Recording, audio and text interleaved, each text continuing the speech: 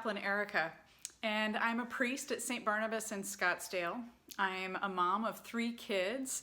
I'm a weightlifter at the gym when the gym's open, and I like to do puzzles too. So once in a while, a time comes along that challenges us to adjust our expectations, to adjust our outlook a little bit, to reimagine what we believe to be possible, to maybe turn upside down and inside out what we truly feel can be accomplished. Once in a while, a time comes along when we know things are changing around us. Summer's here, but it's totally different.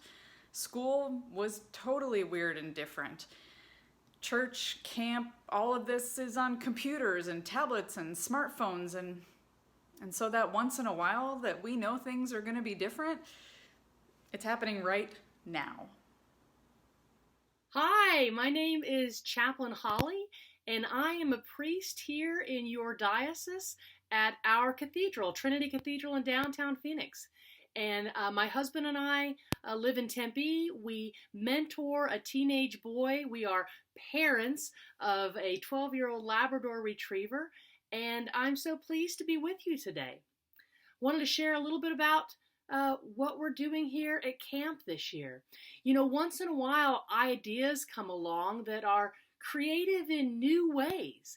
They're ideas that inspire and illustrate the world around us in a different light.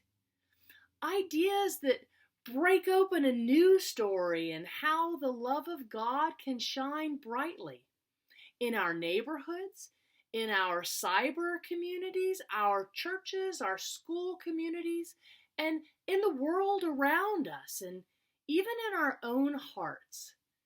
And those once in a while ideas, they're taking form. They're being realized and shaped and built right now.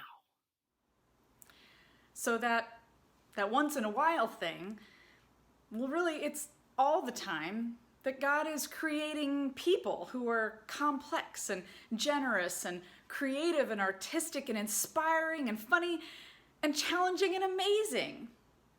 They're all examples of God's great love in the world.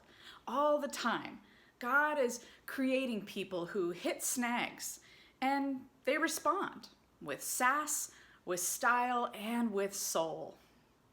Those beautiful, clever, offbeat visionaries, they're you. Welcome to Chapel Rock and Summer Camp.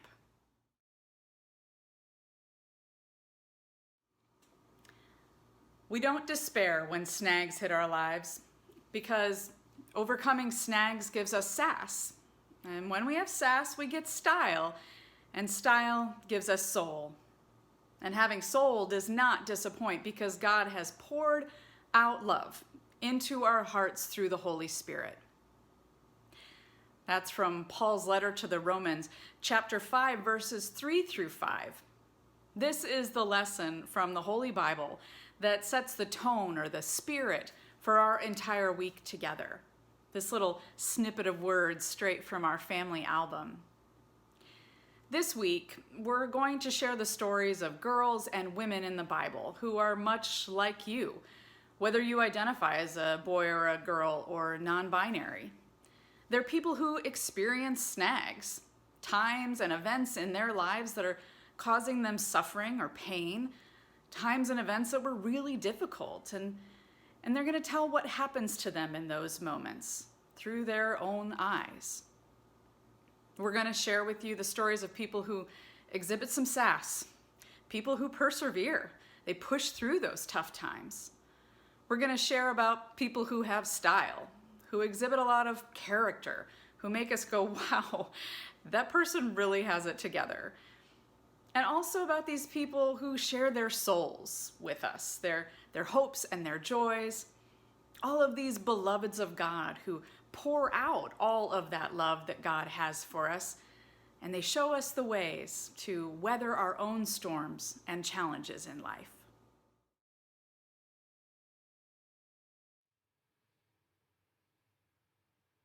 Snag, check. Sass, check. Style, check. And now, soul. You might call this part of the passage, so what? So what? What's the point? Why bother? What does it matter? Who cares? Well, there is a point. We do bother. It does matter. And we care.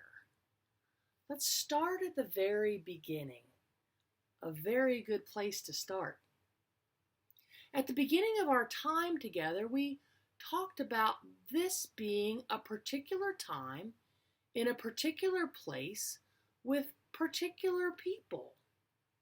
This is a time of challenges, of new expectations, of reimagining and awakening.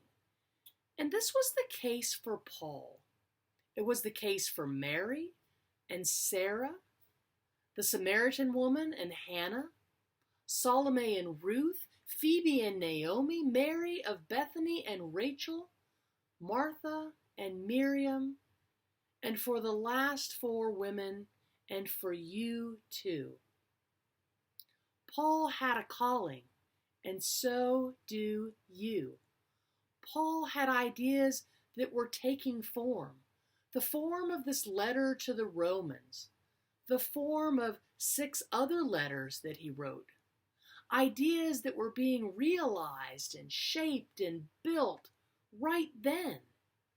And he had ideas because he had soul. He had hope.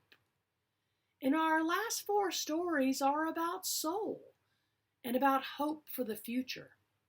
Paul was a visionary, just like you.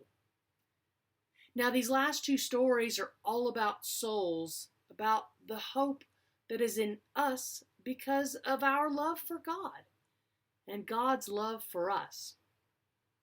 Today we learn about Elizabeth, the cousin of Mary, Jesus' mother, and Leah and her family connection to all of us, their lives, their hopes, their truths.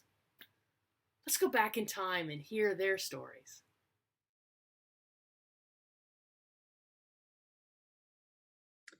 I bet you know me. There does seem to be a bit of a theme here.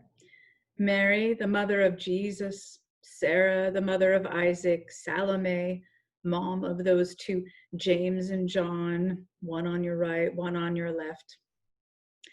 Well, I am one of them too, the same but different. I am a mother.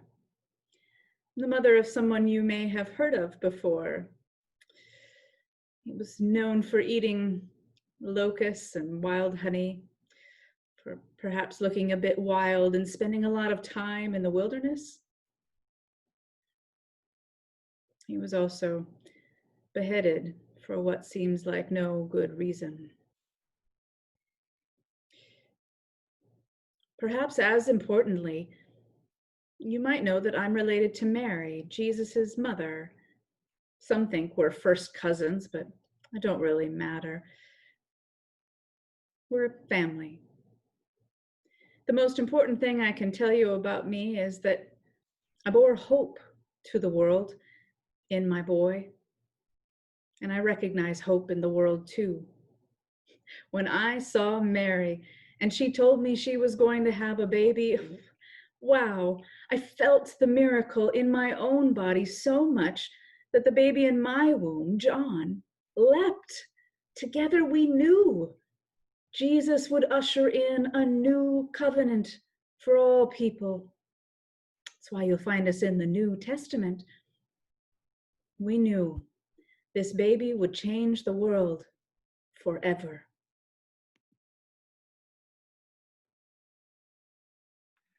Hello, I'm Leah, Rachel's sister. Yes, we both married a man named Jacob, not different Jacobs, the same Jacob, our cousin actually. And I know to your modern ears that sounds convoluted and strange and wrong. It's actually quite common practice in my time. And even so, there are a lot of things said about me and my sister, and many of them aren't very kind, and They're not accurate either. People throw us shade, as you cool kids would say. I would just say people disrespect us. I'd block their Twitter feed if I even knew what that meant. Our stories, as they appear in the Bible, they often pit us against each other. I love my sister, and I think you know someone who probably tells our story really well and gave us great advice. We just tell those people, you need to calm down. You're being too loud. And I just tell them that we all wear crowns. And finally, the last of the story, Elizabeth and Leah. So Elizabeth is the mother of John the Baptist, and Elizabeth means God is my oath, that is, a worshiper of God. In his hymn of praise, uttered soon after the birth of their son John, Zacharias alludes to the significance of his wife's name when he says, the oath which God swore to Abraham.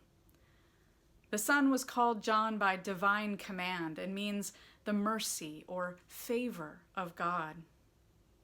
It is said of Elizabeth that she was righteous before God, walking blameless in all the commandments of the Lord. That's high praise. She was a woman of unusual piety. She had a strong faith and spiritual gifts. All through her life, she persevered in the blessed traditions of Aaron and his descendants. And Leah, first introduced in the book of Genesis as the daughter of Laban and the older sister of Rachel, like her sister, Leah was a woman who constantly desired to grow closer to God. Leah and Elizabeth were constantly pursued by God, reminding us that we are all seeking and all being sought after by our God. Our camp experience and church experiences are good and right places for us to learn about God, to be loved by God, and to experience the hope for the world that is God's love, and to further understand the role that we are asked to play in our families and communities, in our churches and schools, and in our neighborhoods. God is calling us to bring out hope and love to the world. God is calling me, and God is calling you. Thank you so much for supporting my happy place and your happy place, Chapel Rock, and our summer camps. And we hope you will like our videos. Click like here. And while you are at it, please subscribe to our diocesan YouTube page. And you stay sassy, Arizona.